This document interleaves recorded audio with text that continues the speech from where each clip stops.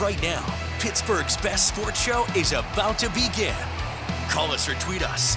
We've got things to talk about on the Ireland Contracting Nightly Sports Call. All right, thanks very much, Jess. Appreciate that. Good evening, everyone. Welcome inside the Fan Cave. This is the Ireland Contracting Nightly Sports Call. Bob Pompeani here, Chris Mueller there, which is 93.7 The Fan, PMT. Busy today. And Chris, it's been NFL Honors Night. They announced the Hall of Fame class, but also some individual awards. And I was a little bit shocked that TJ Watt didn't win it over Myles Garrett, because all the numbers that you see are in favor of Watt, unless you get into deep metric numbers. But the bottom line is, as far as what's on paper, Watt, to me, should have won this award. Were you a little bit surprised, or did you expect it? I'm not surprised, just because, you know, in our business, we get a ton of these emails about here's the latest updated odds for Defensive Player of the Year. And Myles Garrett's been like a minus 200 favorite for months, it feels like. I'm not going to sit here and make an impassioned case as to why all of Pittsburgh is wrong to be so mad about this and Myles Garrett actually deserved the award. But what I will say that's noteworthy is this. The guy who finished in third place, Micah Parsons, took to Twitter to basically give everybody saying TJ Watt's getting screwed and robbed here a tongue lashing and say, don't just look at the stats, go look at the film. Myles Garrett's film suggests that they got this right, giving him the Defensive Player of the Year. So that did give me pause, Bob. I'm not going to lie. When Micah Parsons, who's on that medal stand with those two, says, hey, the right guy won this award. Don't get mad about it. Yeah, I guess, but you know, normally everything we do is statistical related, and every number that you see is brought up. I mean, Christian McCaffrey won the Offensive Player of the Year. I think his numbers were better than others. You can make a case for all those guys, because if you're in that conversation, you can make a case you deserve it. But I just felt it was a little bit strange based on the actual numbers I see, and that's what I compared. So. Whatever, it is what it is. Are you surprised? And I was that Kevin Stefanski got Coach of the Year, because I thought it should have been DeMeco Ryans. He had the Offensive Rookie of the Year, the Defensive Rookie of the Year. He didn't have many expectations coming into the season because Stroud was unknown, and yet it went to Kevin Stefanski, which, again, I understand given the injuries. But given what was expected of the Houston Texans, I don't know how they could have not chosen DeMeco Ryans. I think this was a pretty interesting case here, and I ultimately would have gone with Ryans too. But what I think you're seeing happen with him is he gets kneecapped a little bit because the voters maybe felt he had the man at the most important position pretty much from the drop here, even though the guy happened to be a rookie. And I think a lot of what Stefanski got benefit of the doubt for was the revolving quarterback carousel that they had in Cleveland. What was it? 5 guys started a game for them at quarterback this year. Mm-hmm. You know, it's an NFL record for that many quarterbacks and having that kind of a record on the year, 12-5. So I thought it was mainly based on the quarterback position, because I will say this, the reason I would have voted for Ryans is ultimately it is more than just about quarterbacks. And you look top to bottom roster-wise, I know the Browns had injuries elsewhere and their offensive line was patchwork, but the Texans' overall roster, I think, is still far inferior to the Browns. Like man for man outside the quarterback position, I think that was a 3-win team last year.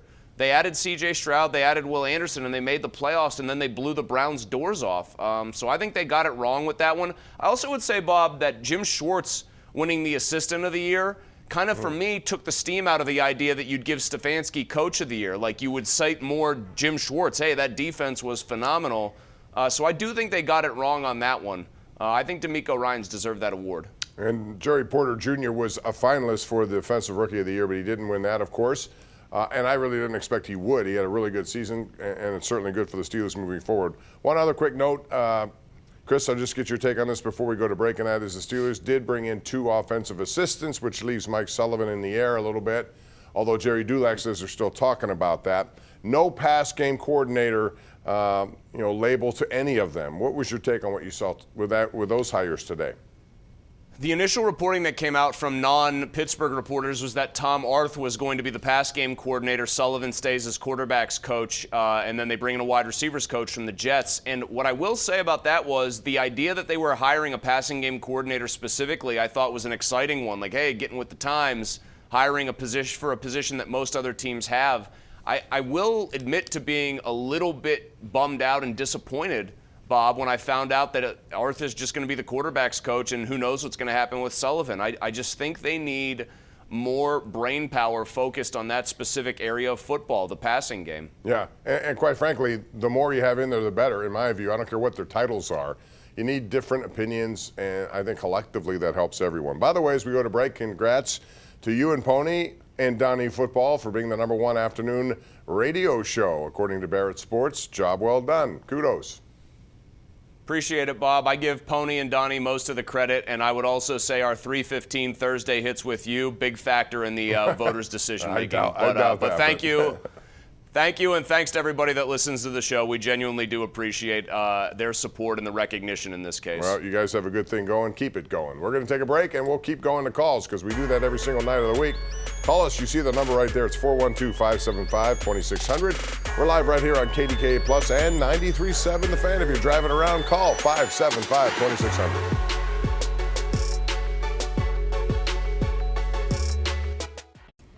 All right, welcome back. Our GMC Sierra tweet of the night comes from TJ Watt, who, after learning that he was not the NFL Defensive Player of the Year, tweeted, "Nothing I'm not used to."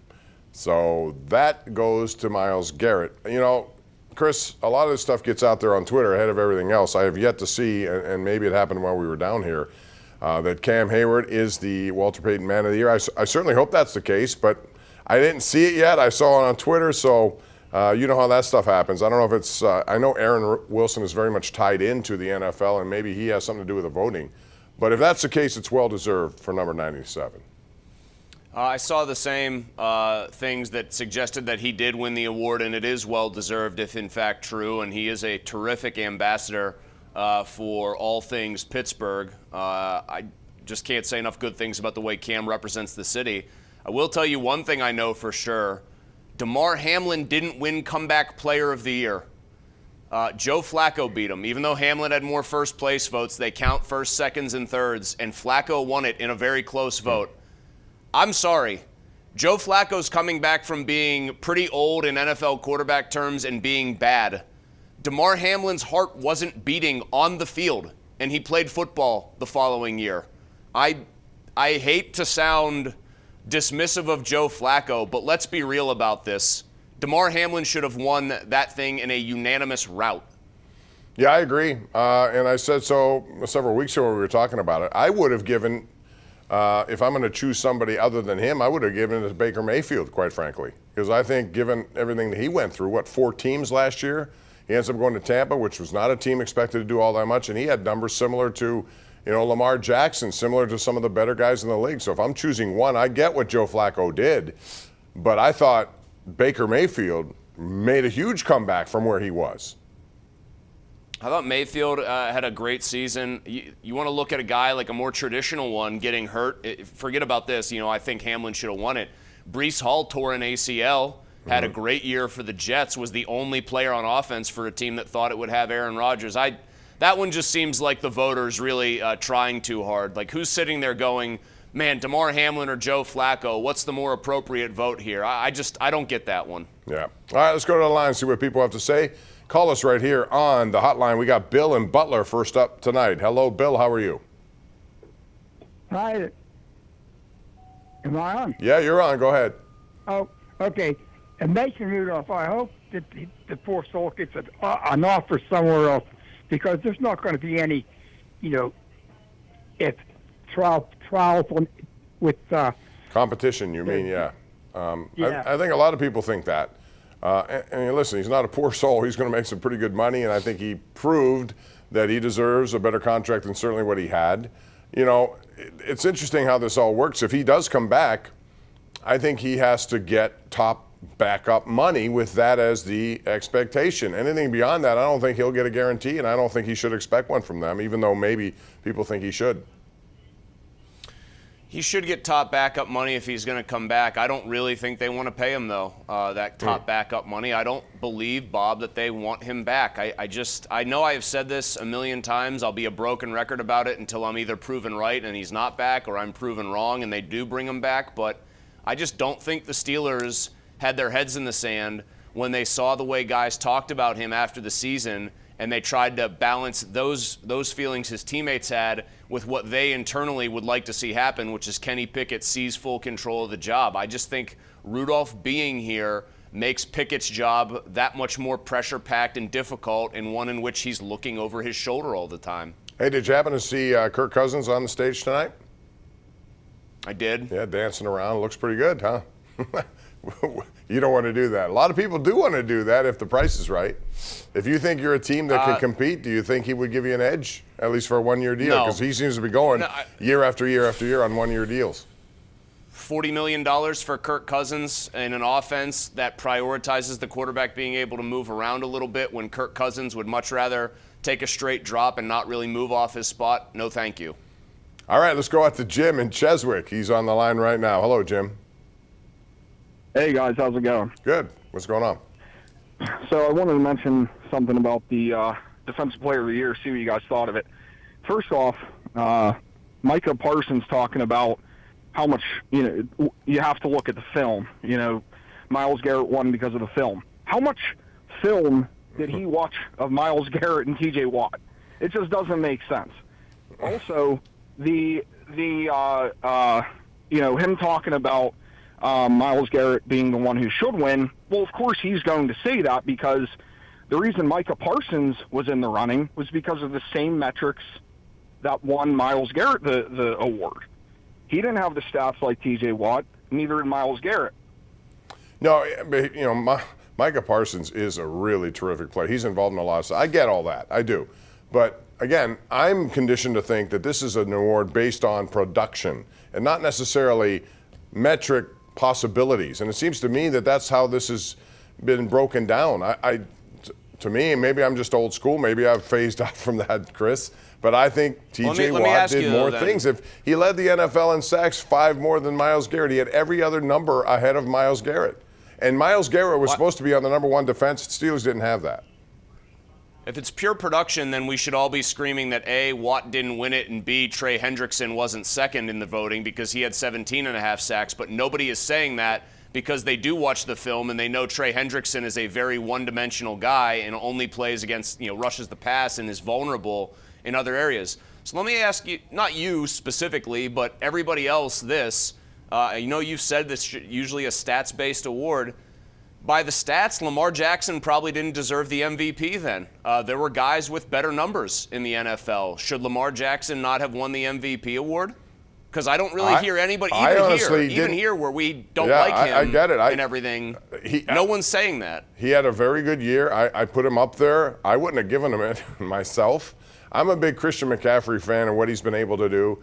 I mean, you're going to have opinions based on everything else, but the Lamar Jackson magician quality and quotient make a difference for that team, and I think that's why he got it. And he deserves it based on that. During the season, he was terrific. He didn't have the offensive numbers. I get what you're saying, and maybe that is what they look at defensively, but it makes for good debate for sure, because I don't know the right answer. They're all great players. Everyone who's nominated for these awards are great players, and you can make a case for each, and we're due for a break. So we'll take it, come back with more. This is the Ireland Contracting Nightly Sports Call. We're on the air until 11 o'clock every single night of the week right here on KDKA Plus and 93.7 The Fan. Back in a moment.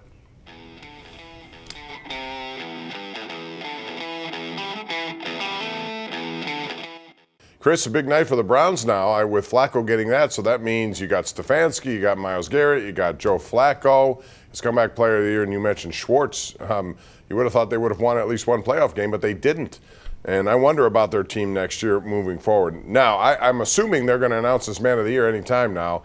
And if it is Cam Hayward, again, I like you, have watched and seen up close what this guy has done for Pittsburgh for many, many years. He's been on this ballot for a long time.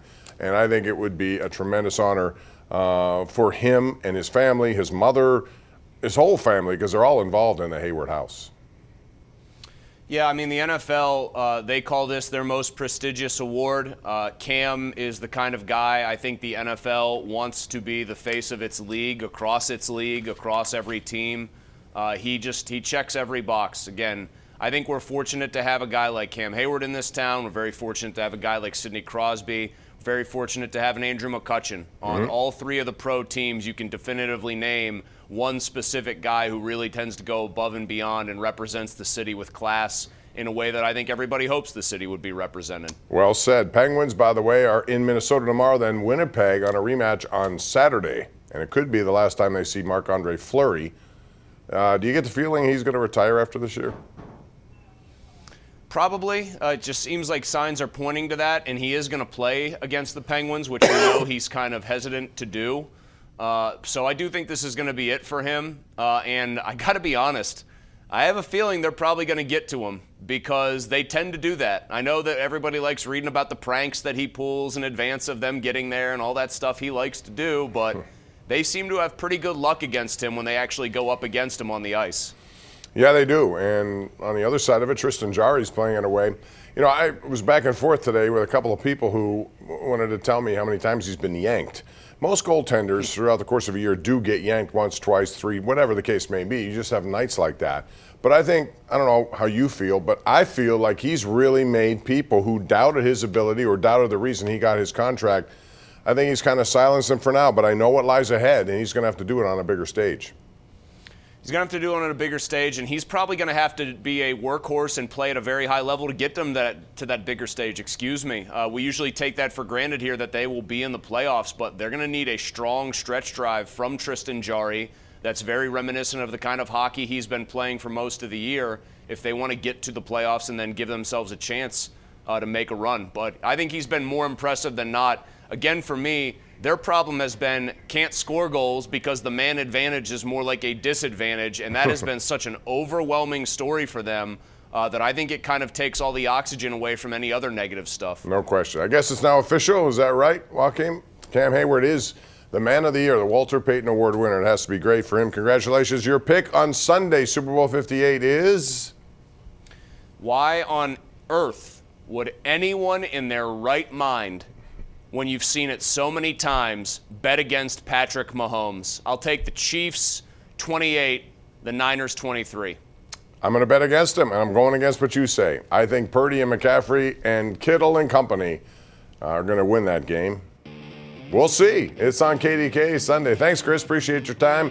As always, and we'll see you back here tomorrow at 10:35. Good night, everyone. Thanks for joining us.